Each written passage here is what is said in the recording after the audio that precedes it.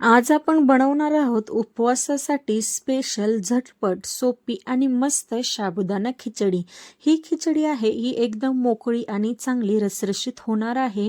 अजिबात चिकटणार नाही किंवा काही नाही. रामकृष्ण हरी मंडळी, मी प्राजक्ता क्रेझी बाईट्स इन मराठीमध्ये तुम्हा सर्वांचे हार्दिक स्वागत करते. आता या ठिकाणी मी ही जी वाटी दाखवली आहे व्हिडिओमध्ये, त्याच वाटीच्या साहाय्याने 2 वाट्या मी साबुदाणा घेतलेला आहे.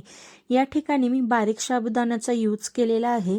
आता हा जो साबुदाणा आहे हा स्वच्छ मी एकदा धुवून घेते 1-2 पाण्याने आणि मग आपण याला भिजायला ठेवणार आहोत. साबुदाणा स्वच्छ धुतला की पूर्ण साबू पाण्यात भिजेल एवढं पाणी ठेवायचं आणि त्याला 10 मिनिटासाठी बाजूला ठेवून द्यायचं. 10 मिनिटांनी काय करायचं, जे साबुदाण्यामध्ये एक्स्ट्रा पाणी आहे ते पूर्ण पाणी निथळून काढायचं आणि 2 तासासाठी तो साबुदा आहे तो छान भिजायला ठेवून द्यायचा. तुम्ही व्हिडिओमध्ये बघत असाल की मी पाणी काढल्यानंतर साबुदाणा रेस्ट करायला ठेवला. आता आपला साबुदाणा किती मोकळा चांगला फटफटीत झालेला आहे. तर चला आता आपण साबुदाण्यासाठी शेंगदाणे भाजायला घेऊया. या ठिकाणी मी 2 वाट्या साबुदाणा घेतला होता. आता मी 2 वाट्या शेंगदाणे घेते. याला आपल्याला चांगलं मीडियम टू लो फ्लेमवर फ्राय करायचं आहे. हाय फ्लेमवर जर शेंगदाणे भाजले तर ते एकदम करपून जातील.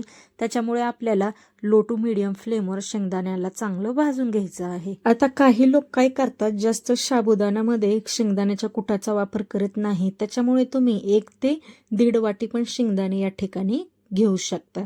आता हे चांगले शेंगदाणे भाजलेले आहेत. एका प्लेटमध्ये मी याला काढून घेते. काही जण याचं साल्ट पण काढतात, पण मी साल्ट वगैरे काही काढलेलं नाही. सरसकट संपूर्ण शेंगदाणे आहेत याला मी बारीक करून घेतलेलं आहे. तुम्हाला व्हिडिओमध्ये दिसत असेल की मी कसं शेंगदाण्याला बारीक केलेलं आहे. एकदम पिठासारखं त्याला बारीक नाही करायचं, थोडंसं ओबडधोबड ठेवायचं. एकदम पण मोठं ठेवू नका, म्हणजे मीडियम साईज ठेवायची आहे. या ठिकाणी मोठ्या साईजचा बटाटा आहे, मी त्याला साल्ट काढून बारीक चिरून घेतलेला आहे आणि 5-6 हिरव्या मिरच्या खलबत्त्यामध्ये मी मीठ टाकून बारीक केलेला आहे. या मिरच्या बारीक करताना मी अर्धा चमचा मीठ टाकलं होतं. 2 तासामध्ये आपला साबुदाणा मस्त टम फुगलेला आहे. आता आपण खिचडी बनवायला स्टार्ट करूया. आता तुम्हाला एक ट्रिक सांगते, कधी पण साबुदाणा बनवताना ना थोडंसं तेल जास्तच टाकायचंय. या ठिकाणी कढईमध्ये मी 3 पळ्या तेल टाकलेलं आहे आणि त्याच्यामध्ये तेल गरम झाल्यानंतर आपला जो बटाटा आहे तो टाकलेला आहे. बटाटा काही आपण उकडून वगैरे घेतला नाही, म्हणून आपण बटाट्याला आधी टाकणार आहे आणि त्याला चांगलं 70 ते 80% आपण शिजवून घेणार आहोत. आता मी तेल जास्त टाका म्हटलं तर तुम्ही खूपच तेल टाकताल. अर्धी पळी थोडं तेल जास्त टाकायचं, जेणेकरून आपला जो साबुदाणा आहे तो मोकळा होईल आणि एकदम चिकटणार नाही.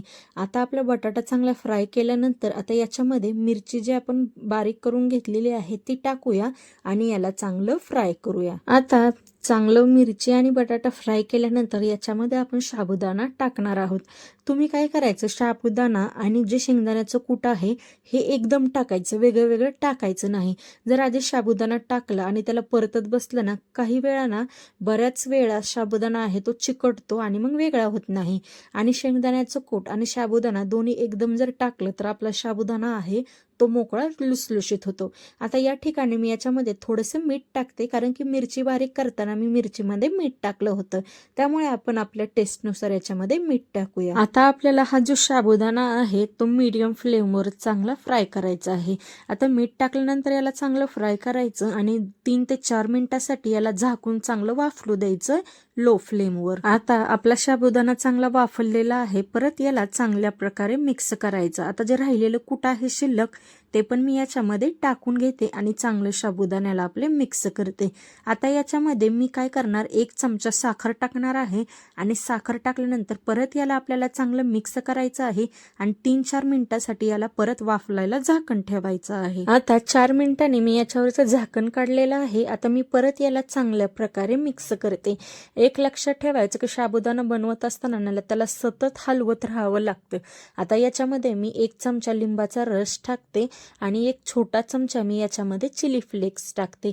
हे सर्व टाकल्यानंतर परत याला आपल्याला मिक्स करायचं आहे. आता हा साबुदाणा फ्राय करता करता मला 10 ते 15 मिनिटं वेळ गेला. आता आपला साबुदाणा छान तयार झालेला आहे. आता आपण गॅस बंद करूया आणि याच्यावर झाकण ठेवून देऊया. आता याला मी एका प्लेटमध्ये सर्व केलेलं आहे. याला तुम्ही दही सोबत खाऊ शकता. याच्यात मी दुसरं काहीही टाकलेलं नाही, जिरी टाकलेली नाही किंवा कोथिंबीर वगैरे काही टाकलेलं नाही.